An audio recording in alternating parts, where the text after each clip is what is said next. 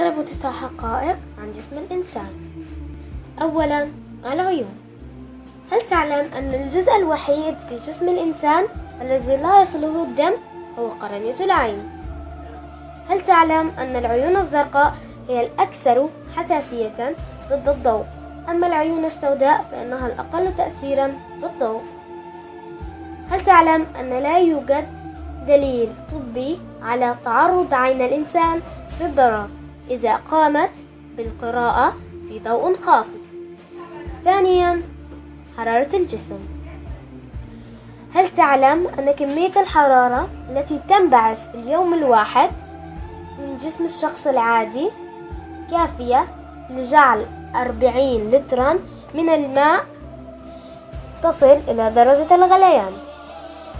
هل تعلم أن درجة الحرارة الطبيعية لجسم الإنسان هي 37 درجة مئوية، قد تزيد أو تنقص بمعدل درجة واحدة أو أكثر، ففي الصباح تكون درجة حرارة المرء أقل وبعد الظهر تكون أزيد بعض الشيء.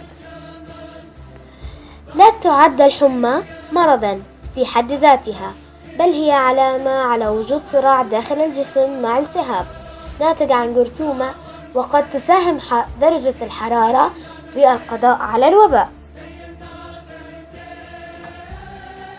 ثالثا، الأذن. هل تعلم أن الأذن اليسرى أقوى سماعا من الأذن اليمنى بصفة عامة؟ هل تعلم أن أصغر عظمة في جسم الإنسان توجد داخل الأذن وتعرف باسم عظمة الركاب؟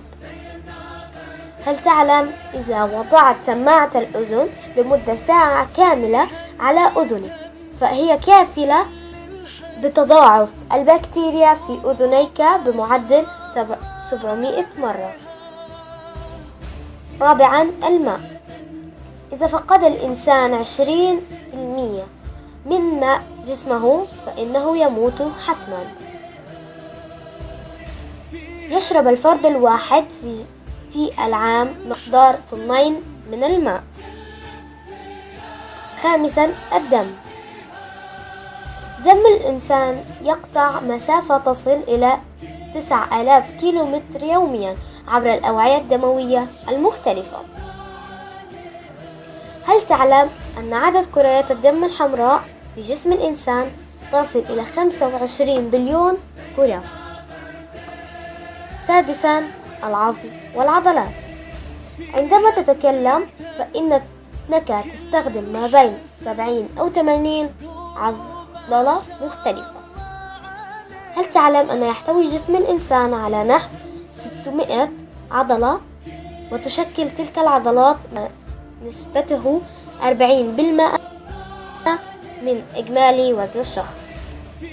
يولد الإنسان بدون العظمتين اللتين تغطيان الركبتين، ولا تظهر هاتين العظمتان إلا بعد 2 أو 6 من العمر. سابعا، الشعر. تحتوي لحية الشخص البالغ على ما يتراوح بين 7000 و15000 شعرة. هل تعلم أن حاجب الإنسان الواحد يحتوي على ما يتراوح بين 540 و 600 شعرة؟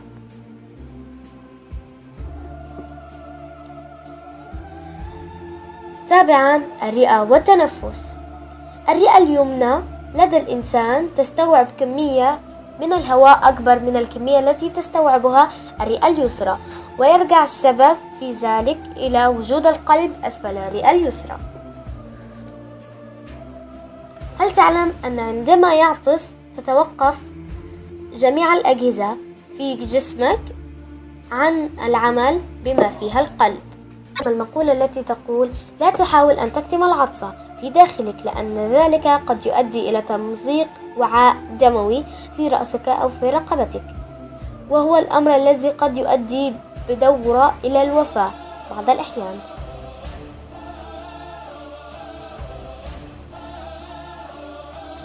تاسعا، النوم.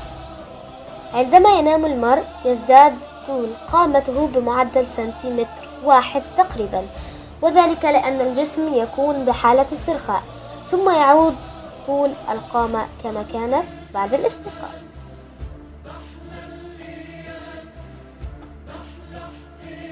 كان معكم عبد السلام.